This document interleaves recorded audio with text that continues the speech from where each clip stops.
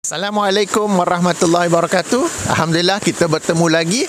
Kali ini saya nak bercerita tentang bertayamum.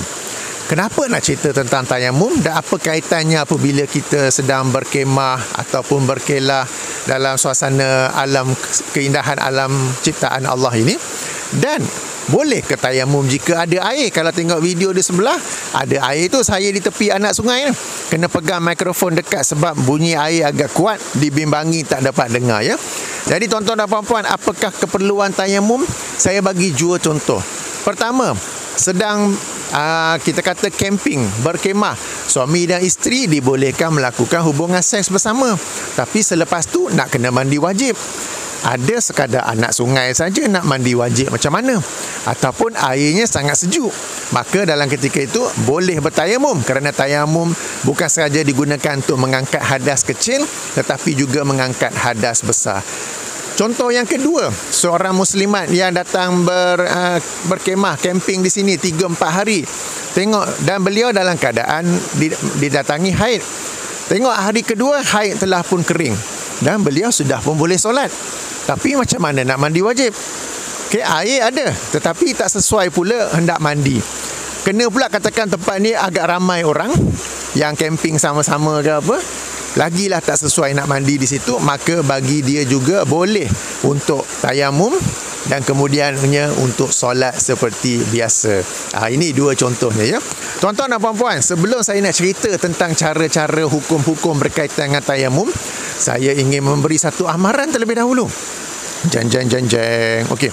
Apa yang saya bakal cerita tentang tayamum kemungkinan besar berbeza dengan apa yang tuan-tuan dan puan-puan pernah belajar, pernah dengar dulu. Saya sendiri pun belajar tentang tayamum dulu-dulu sama sekolah. Kemudian bila saya kaji, saya dapati berlainanlah bendanya. Berlainanlah perkara ini. Jadi apa yang saya nak sampaikan ini kemungkinan besar berlainan daripada apa yang tuan-tuan dan puan-puan biasa belajar, biasa dengar, daripada apa yang biasa diajar oleh ustaz-ustazah. Tak apa, dengar dulu, setuju, okey, tak setuju, simpan tepi. Okey, kaji dan insya-Allah anda akan temui apa yang saya sampaikan. Okey, bersedia? Baik. Pertama, tayamum adalah satu rukhsah, satu kemudahan yang Allah berikan kepada kita umat Islam. Maka jangan ia disusahkan, disukarkan dengan pelbagai syarat sehingga akhirnya begitu banyak syarat, umat Islam ada yang tak pernah bertayamum langsung atau ada yang tidak mahu bertayamum kerana banyak sangat syarat dan dia tak pasti apakah layak untuk dia bertayamum ataupun tidak. Sebagai contoh, ada yang meletakkan syarat jika hendak tayamum mestilah mencari air terlebih dahulu sehingga 2 marhalah. Kalau hendak solat, hendaklah mencari air sehingga ke akhir waktu solat. Katakan Zohor satu suku sekarang ni, Asar 4.20. Kena cari air, cari sampai pukul 4 petang tak ada air. Baru boleh sembahyang Zohor dengan cara bertayamum. Sebegitu sekali. Sebenarnya tuan-tuan dan puan-puan tidak perlu ya. Itu yang pertama ya. Ia salah satu kemudahan, maka jangan disusahkan dengan pelbagai-bagai syarat sehingga kemudahan itu bertukar menjadi satu kesukaran. Yang kedua, kita biasa tahu bahawa tayamum ini dibolehkan jika tidak ada air. Itu betul, namun tidak terhad kepada suasana itu je. Kalau kita mengkaji dalam Al-Quran dan As-Sunnah, kita akan temui dalil-dalil bahawa tayamum dibolehkan dalam 3 suasana. Pertama, tidak ada air. Kedua, kebimbangan untuk menggunakan air. Ketiga, ingin mengejar sesuatu keutamaan. Baik. Yang pertama, apabila tak ada air, semua orang tahu kan? Okey, tak apa. Yang kedua, bimbang untuk menggunakan air. Sebagai contoh dalam hadis riwayat Imam Abu Daud. Ya, ada seorang sahabat itu yang tercedera. Apabila tidur malam, dia mimpi basah. Keesokan harinya apabila mereka hendak solat subuh, para sahabat yang lain paksa dia untuk mandi wajib juga. Padahal dia boleh tayamum. Air ada. Okey, dia orang paksa dia mandi wajib juga. Lalu dia mandi, akhirnya meninggal dunia kerana air itu terkena pada kepalanya, cedera, memudaratkan sehingga dia meninggal dunia. Apabila perkara ini sampai ke pengetahuan Rasulullah sallallahu alaihi wasallam, baginda memarahi mereka dan berkata, kalian telah membunuh sahabat itu. Ini contoh pertama. Hadis yang kedua dalam Sunnah Abu Daud juga. Ada seorang sahabat ini pada malam hari dia mimpi basah, dia dalam keadaan hadas besar. Lalu dia bertayamum. Dia tak nak mandi, dia bertayamum saja. Dan dia menjadi imam solat. Sementara sahabat-sahabat yang lain berwuduk dengan menggunakan air. Dia tayamum, tapi tak apa, boleh menjadi imam. Tapi sahabat pun macam, mana boleh tayamum saja ni, padahal patut mandi. Dan perkara ini mereka bincang, mereka cerita kepada Rasulullah. Rasulullah pun bertanya kepada sahabat itu, kenapa kamu tak mandi? Dia kata hari sangat sejuk. Dan Islam melarang kita, Al-Quran melarang kita daripada membunuh diri sendiri. Maka aku tak mandi, aku tayamum saja. Rasulullah pun SAW ketawa, menunjukkan boleh.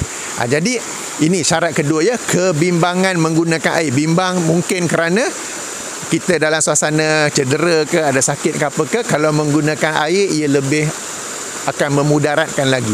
Atau air terlalu sejuk untuk kita berwuduk, terlalu sejuk untuk kita mandi, maka boleh juga bertayamum.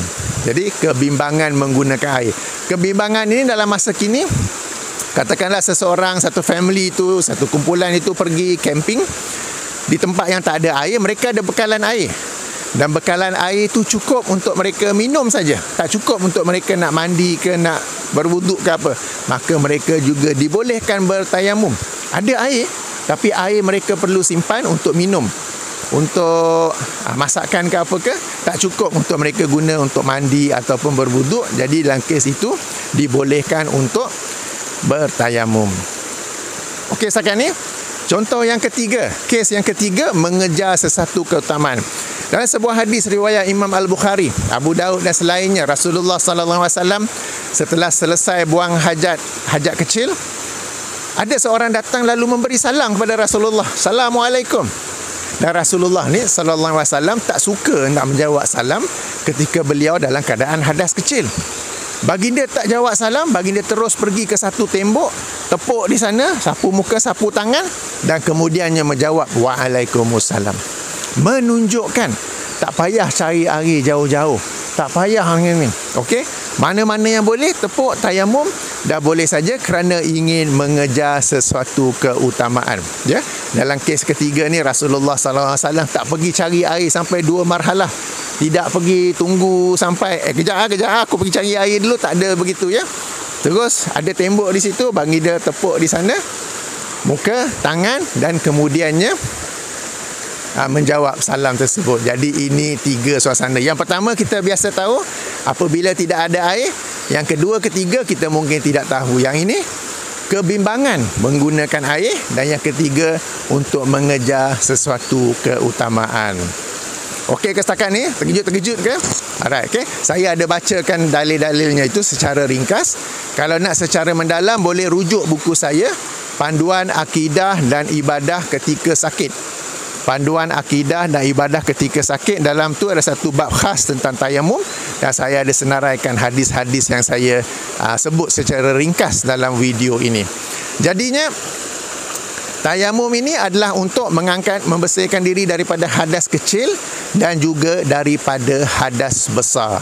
Okey, dalam sebuah hadis ya, Rasulullah SAW dalam perjalanan, lalu mereka solat subuh berjamaah. Lalu Rasulullah tengok seorang sahabat ni tak sembahyang sama. Rasulullah pun bertanya kenapa. Dia kata aku dalam keadaan junub dan aku tidak menemui air untuk mandi. Maka Rasulullah kata kamu cukup bertayamum dan boleh solat macam biasa sehinggalah kamu menemui air, maka kemudian kamu mandilah. Okey, jadi meskipun dalam keadaan junub, tayamum itu dapat membersihkan kita daripada hadas besar. Demikian juga tadi saya sebut contoh seorang muslimat yang haid, kemudian dia sudah kering daripada haidnya, dia kena mandi sebelum boleh sembahyang kan? Maka jika tak dapat mandi seperti biasa, dia juga boleh bertayamum. Baik. Kemudian soalan lain yang agak penting, dengan apa bahan yang kita boleh gunakan untuk tayamum? Okey. Yang masyhur di Malaysia ialah tanah yang bersih. Itu betul, itu memang dalam mazhab Syafi'i. Tetapi dalam mazhab lain, yang pandangan yang lain, mereka kata seluruh bumi ini boleh kita gunakan untuk tepuk bertayamum. Berdasarkan hadis yang saya baca dalam video sebelum ini, bahawa diberikan kepadaku, Nabi SAW bersabda, maksudnya diberikan kepada aku 5 perkara yang tidak diberikan kepada para Nabi yang lain, kepada umat para Nabi yang lain. Salah satu daripadanya ialah dijadikan bumi ini untuk tempat aku solat dan juga tempat bersuci. Apabila sebut bumi, ianya umum merangkumi semua, tidak terhad kepada tanah sahaja. Apa yang disebut dalam Al-Quran sebagai tanah yang suci itu betul, dan itu salah satu komponen, salah satu bahan yang kita boleh gunakan untuk bertayamum.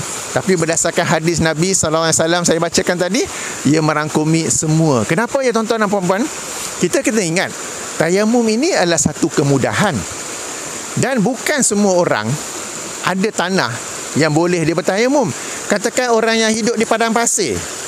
Okey, katakan orang yang hidup di dia perlu bertayamum ketika dia sedang mountain climbing. Kesemuanya batu-batu saja, tanah tak ada. Macam mana tu? Katakan seseorang yang tempat yang ada salji. Adakah dia kena mencairkan salji itu menjadi air, kemudiannya berwuduk? Atau kalau kena mandi wajib pula macam mana? Jadi seluruh bumi ini bererti tanah, pasir, pokok, batu. Nampak batu tak? Okey, tepuk batu itu pun boleh juga ya. Jadi saya berpegang pada pandangan kedua ini, bahawa seluruh bumi ini boleh kita gunakan untuk bertayamum tanpa terhad kepada tanah yang bersih sahaja. Asalkan mana yang kita nak tepuk itu bersihlah, jangan pergi cari yang ada najis pula. Okey, berdasarkan hadis tadi, di seluruh bumi ini dijadikan untukku, untuk umat Islam, untuk kita solat dan juga untuk kita bersuci, berarti untuk kita bertayamum ya, seluruhnya. Apa yang biasa disebut sebagai bumi, di atasnya, di bawahnya boleh juga. Bahkan binaan yang kemudian dibuat daripada bumi boleh juga. Hadis yang saya baca tadi, Rasulullah SAW tepuk pada tembok. Tembok tu asalnya bukan bumi, tetapi dibuat oleh manusia daripada bumi. Okey, ingat tu, tembok tu asalnya bukan bumi, tapi manusia yang buat daripada bahan-bahan daripada bumi. Yang kenapa saya nak streskan ni? Okey, ini perkara ini penting sebab sebahagian muslimat mereka bekerja, dan mereka bekerja di pejabat. Katakan pagi-pagi sebelum keluar dari rumah ke pejabat, mereka sedang haid dan mereka cek masih lagi sedang haid. Saya sampai pejabat, hari ini sepatutnya hari terakhirnya. Bila cek pukul 10 pagi, dah memang berhenti. Cek balik pukul 12 tengah hari, confirm berhenti. Tak apalah, double check. Pukul 2 cek pun confirm berhenti. Sepatutnya dah boleh semayang Zuhur. Okey, tak apalah, sempat kot balik rumah, aku boleh semayang jamak Zuhur dan Zuhur dan Asar. Tapi hari ni ada meeting, habis 6.30 dengan traffic jam apa semua, aku sampai rumah dekat-dekat pukul 8. Macam mana tu? Padahal dah boleh solat, tetapi tak dapat nak mandi sebab di pejabat. Tandas ada, tapi nak mandi tak boleh. Okey, tuan-tuan dan puan-puan, puan-puan, tandas kebanyakannya dibuat daripada tiles, dibuat daripada mozaik. Dan mozaik itu daripada mana? Daripada bumi. Tandas yang biasa-biasa sekalipun, simennya itu daripada bumi. Maka boleh bertayamum sahaja, tepuk di dinding itu, tak kisah simen ke, tiles ke, asalkan bersih, tayamum, dan anda boleh solat Zuhur, solat Asar, balik rumah, mandi seperti biasa, kemudian Maghrib, Isyak dan seterusnya. Yang ini penting ya, sebab sebahagian muslimat ada yang tidak tahu perkara ini. Meskipun mereka telah pun berhenti daripada haid, mereka tidak solat kerana tidak dapat mandi. Mereka cek, confirm dah berhenti. Confirm sebab hari ni pun hari terakhir. Confirm dah berhenti, tapi macam mana nak mandi ni kat office ni? Nak balik rumah tak sempat. Okey, tertinggal waktu solat ya. Jadi sebenarnya ada kemudahan yang ini bertayamum, tak payah cari tanah, tak payah cari debu. Okey, tandas itu, mozaiknya, tilesnya, mahupun simen biasa saja boleh kita bertayamum di sana. Okey, jadi ini tentang bahan tayamum ya. Sekali lagi, berbeza dengan apa yang biasa diajar, tetapi dalilnya telah pun saya berikan ya. Memang dalam mazhab Syafi'i, kita di Malaysia mazhab Syafi'i, sebab tu kita diajar tentang tanah yang bersih sahaja. Tetapi dalam mazhab lain, berdasarkan hadis tadi, semua di bumi ini boleh kita gunakan untuk bertayamum. Sebab kita fikir dari sudut logiknya, dari sudut hikmahnya, tayamum ni untuk memudahkan bila tak ada air. Bila disyaratkan tanah saja, kadang kita mungkin berada di tempat yang tidak ada tanah. Kita sedang berada di Norway untuk tengok the northern sky ke apa, aurora ke apa ke, nak tiba-tiba nak kena mandi wajib, sejuk sangat.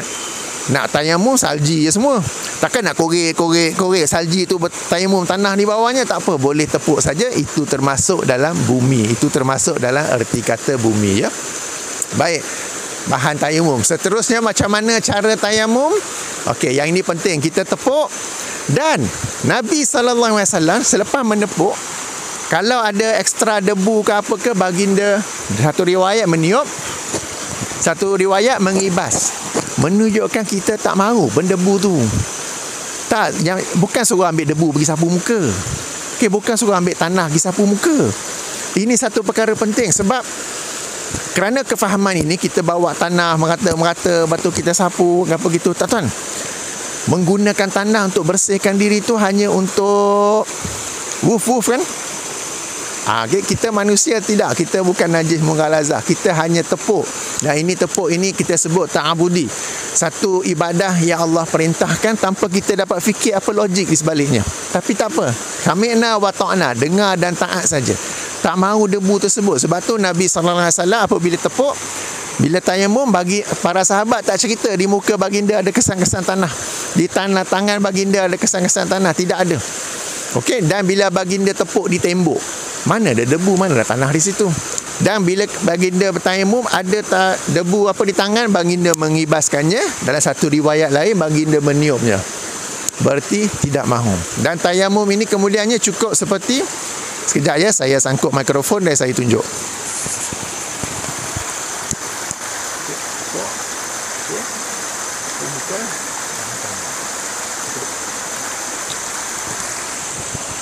Okey, tayamum ni muka, kemudian tangan sampai pergelangan saja, tak perlu sampai ke bawah. Kita bukan ambil wuduk, kita bertayamum.